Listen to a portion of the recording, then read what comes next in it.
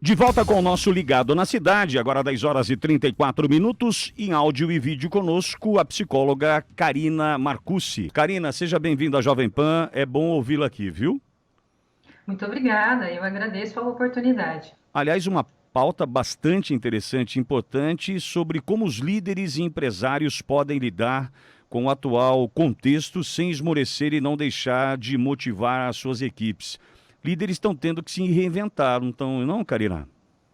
Sim, esse é um momento muito delicado e que pede verdadeiramente que a gente use aí toda a nossa condição emocional, né? Inclusive, ela é um medidor nesse momento. Todas as nossas emoções estão muito afloradas.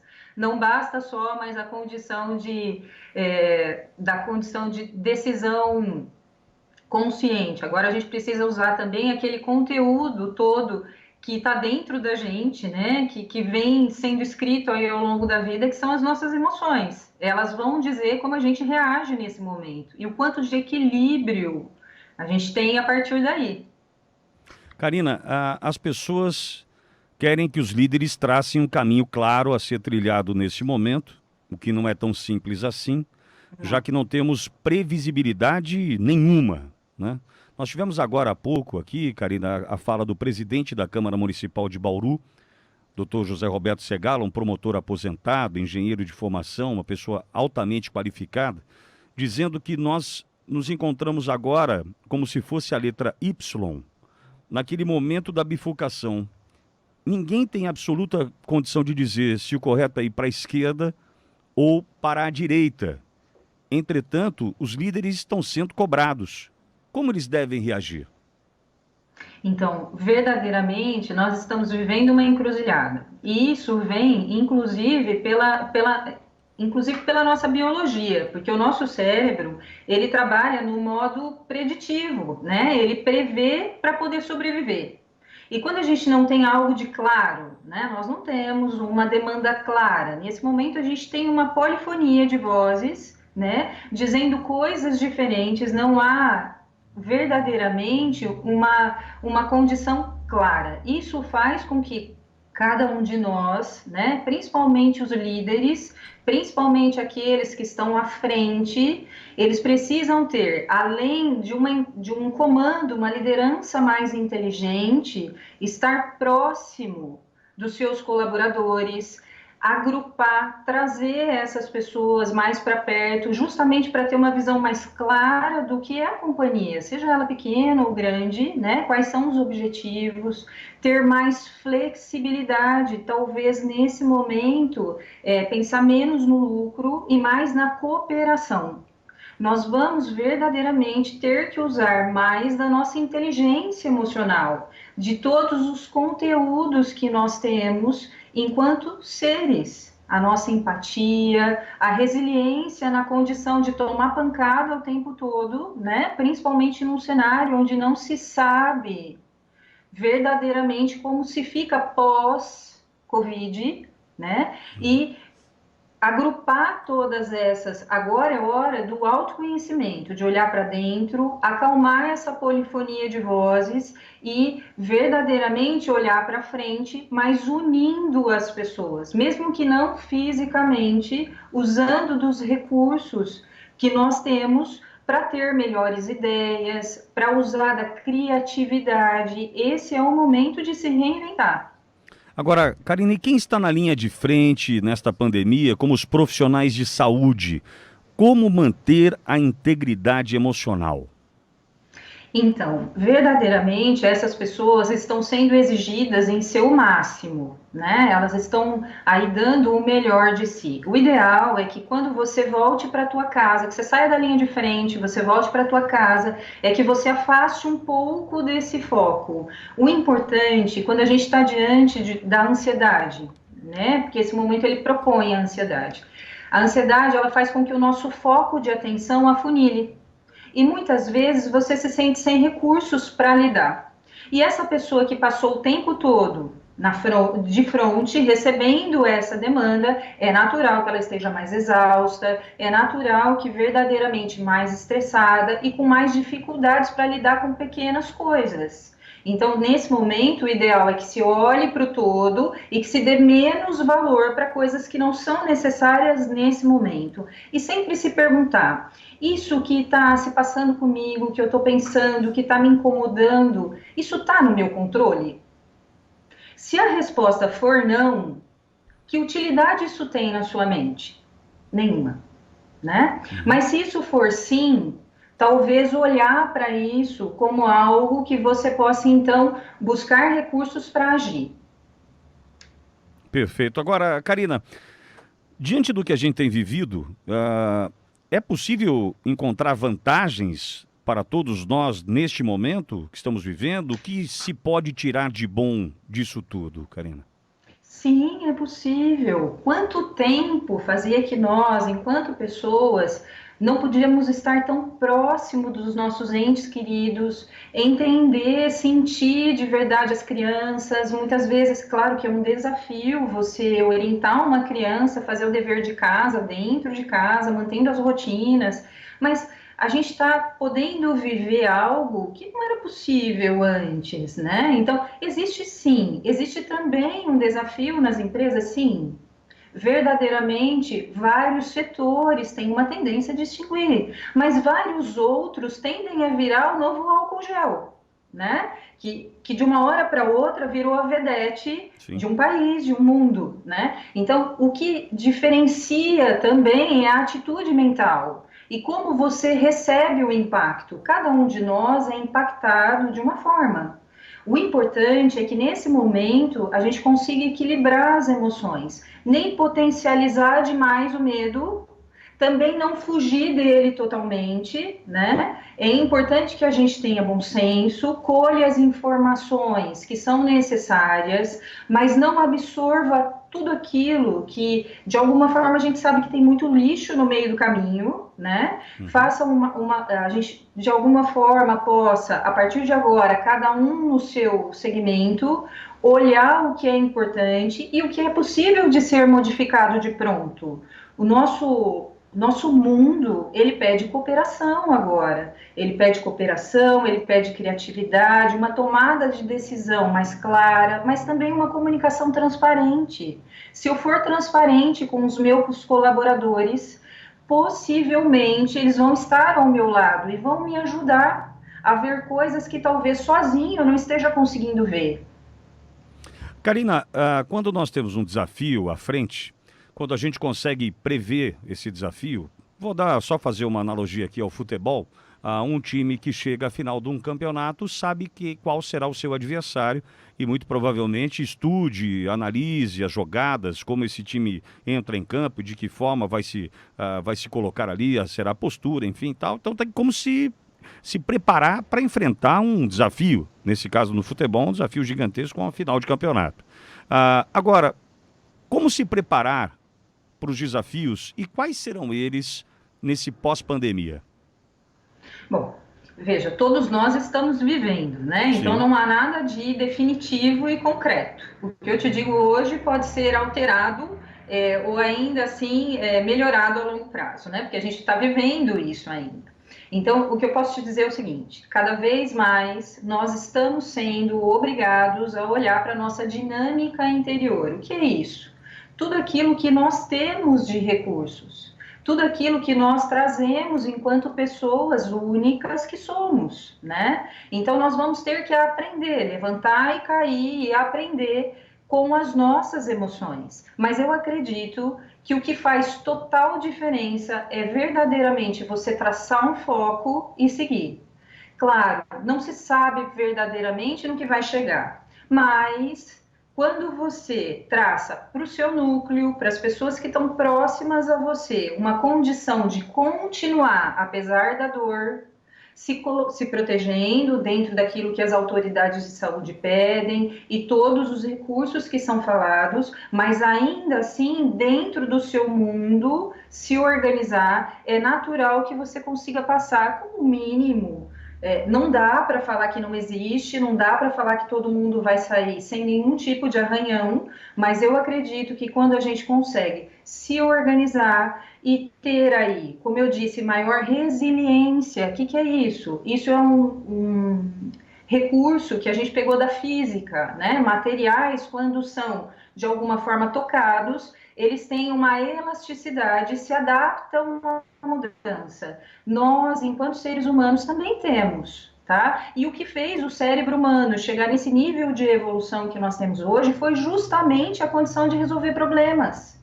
Então, cada um de nós tem dentro do seu mundo a condição de observar as variáveis e ajustar para o momento presente. Vai ter que fazer mais de um ajuste? Vai.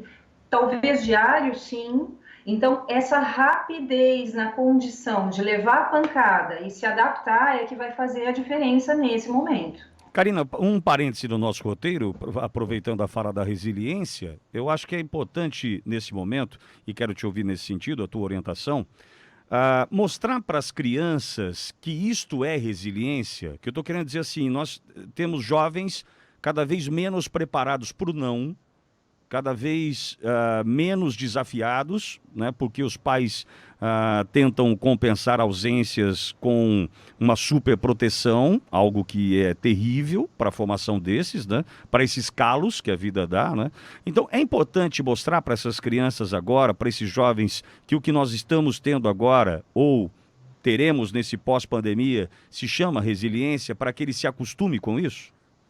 Sim, olha, uma das coisas que eu acredito é que, enquanto pais, a gente precisa ser honesto com os nossos filhos, né? Ter uma comunicação clara, como tudo, uma comunicação clara, transparente, chamá-los à responsabilidade de participar desse momento, claro, dentro da idade de cada um deles, respeitando o desenvolvimento, mas entendendo os riscos, ouvindo também. Veja, a maior qualidade de um líder, e agora vamos pensar enquanto pai e mãe sendo líderes, né, da casa, vamos dizer assim. A maior qualidade de um líder é ouvir opiniões opostas, muitas vezes, onde ele vai filtrar essa condição. Então, eu estou dizendo de uma inteligência social.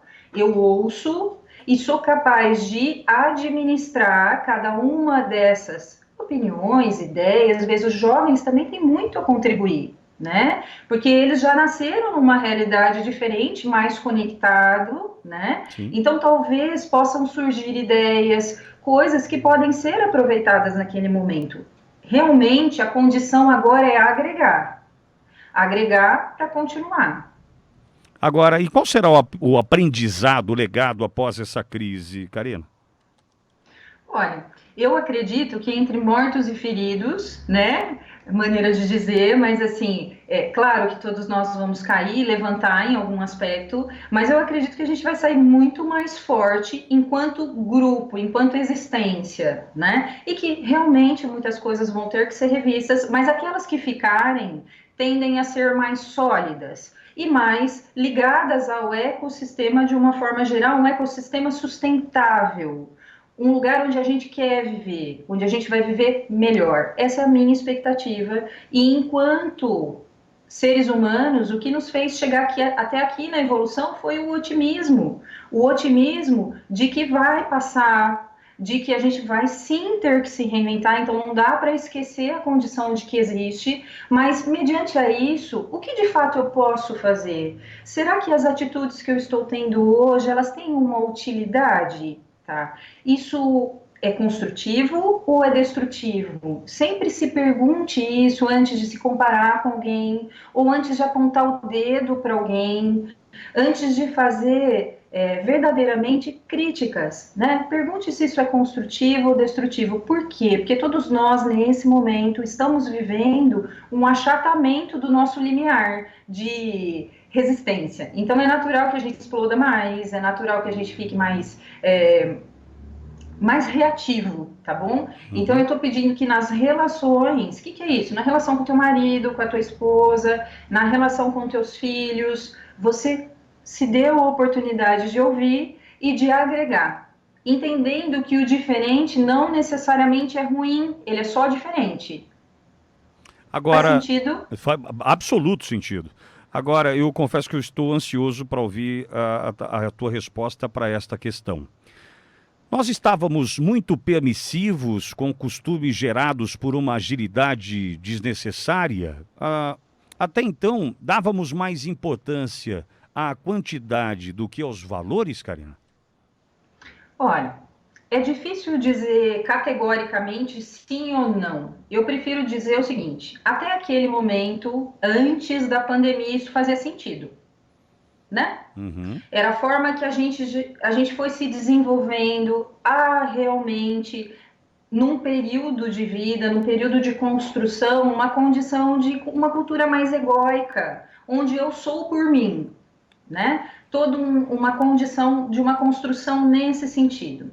Ela não é totalmente ruim, não existe nada que seja totalmente ruim, mas talvez agora seja o momento de dar valor para outras coisas. Não é que a gente vai desconsiderar, mas a gente vai agregar. A ideia agora é se reinventar, é mudar a si mesmo para poder continuar. Entendi. Agora, Karina, é difícil, né? A gente, enquanto pai, aí enquanto líder, passar pelo que nós estamos passando, como você disse, sem nenhum arranhão. Entretanto, eu gosto muito e uso sempre a palavra transformação. É hora de se transformar, não é, Karina? Sim, de ser flexível também. É. E flexível com coisas que até então nós ou não tolerávamos ou desprezávamos, não é? Sim, porque não era preciso tocar, né? Hoje a gente precisa tocar em coisas porque elas estão mais próximas, elas estão palpáveis. Muitas vezes você nunca se deu conta, vou usar um exemplo, né? A gente sempre teve e tem aumentado muito o número de pessoas que sentem solidão.